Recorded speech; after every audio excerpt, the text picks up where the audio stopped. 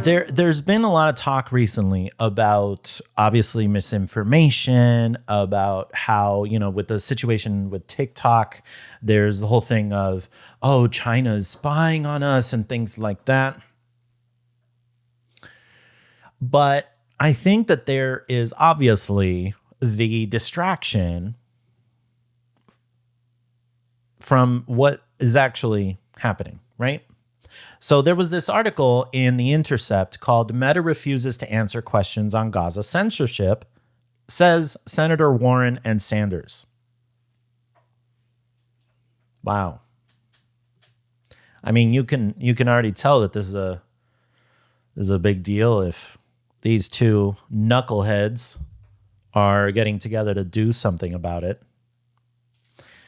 In the days after October 7th, Meta said it removed more than 2 million pieces of Hebrew and Arabic content, but didn't break down the data. By Sam Biddle. Let's get into it. Citing the company's failure to provide answers to important questions, that's a quote from Senator Elizabeth Warren, and Bernie Sanders from Vermont are pressing Meta, which owns Facebook and Instagram, to respond to reports of disproportionate censorship around the Israeli war on Gaza.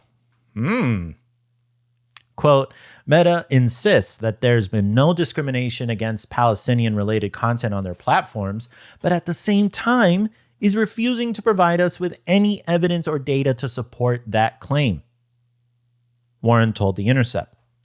If its ad hoc changes and removal of millions of posts didn't discriminate against Palestinian-related content, then what's Meta hiding?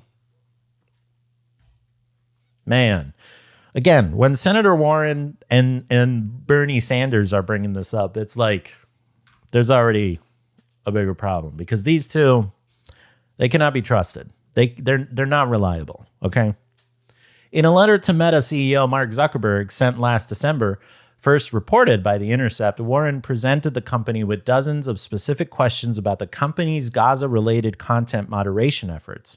Warren asked about the exact numbers of posts about the war broken down by Hebrew or Arabic that have been deleted or otherwise suppressed.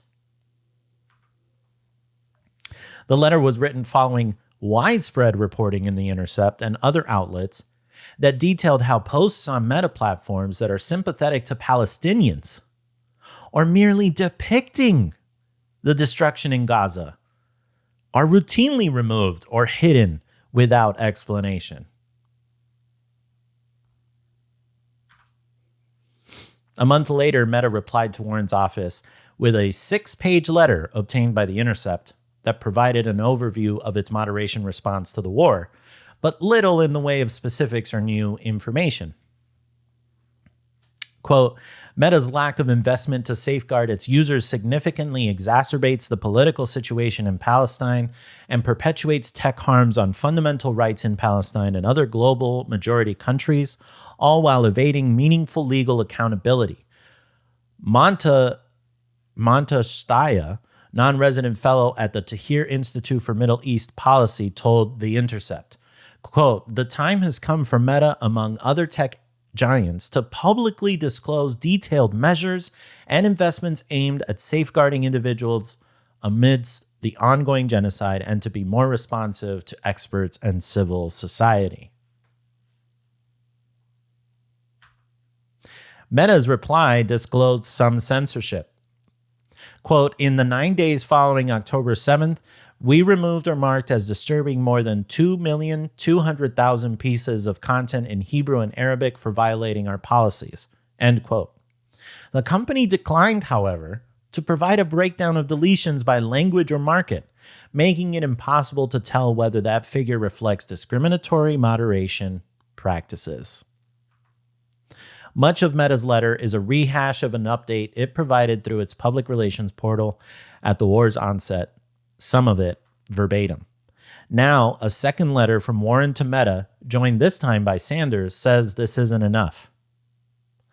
Quote, Meta's response, dated January 29, 2024, did not provide any of the requested information necessary to understand Meta's treatment of Arabic language or Palestine-related content versus other forms of content. End quote, the senators wrote. Both senators are asking Meta to again answer Warren-specific questions about the extent to which Arabic and Hebrew posts about the war have been treated differently, how often censored posts are reinstated, Meta's use of automated machine learning-based censorship tools, and more. Accusations of systemic moderation bias against Palestinians have been borne out by research from rights groups. Quote, since October 7th, Human Rights Watch has documented over 1,000 cases of unjustified takedowns and other suppression of content on Instagram and Facebook related to Palestine and Palestinians, including about human rights abuses, Human Rights Watch said in a late December report. The quote continues, the censorship of content related to Palestine on Instagram and Facebook is systemic, global, and a product of the company's failure to meet its human rights due diligence responsibilities.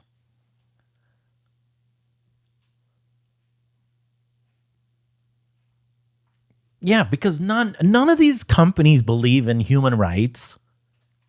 They don't believe in free speech.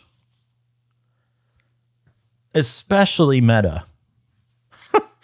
Especially Meta. A February report by Access Now said Meta, quote, suspended or restricted the accounts of Palestinian journalists and activists both in and outside of Gaza, and arbitrarily deleted a considerable amount of content, including documentation of atrocities and human rights abuses. A third-party audit commissioned by Meta itself previously concluded it had given the short shrift to Palestinian rights during a May 2021 flare-up of violence between Israel and Hamas, the militant group that controls the Gaza Strip. Quote, Meta's actions in May 2021 appear to have had an adverse human rights impact on the rights of Palestinian users to freedom of expression.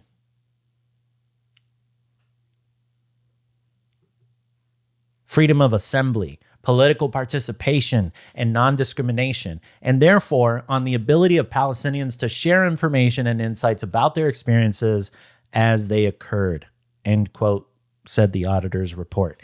And this is something that's very interesting, right? Because this is Meta censoring stuff in Palestine, about Palestine, way before October 7th.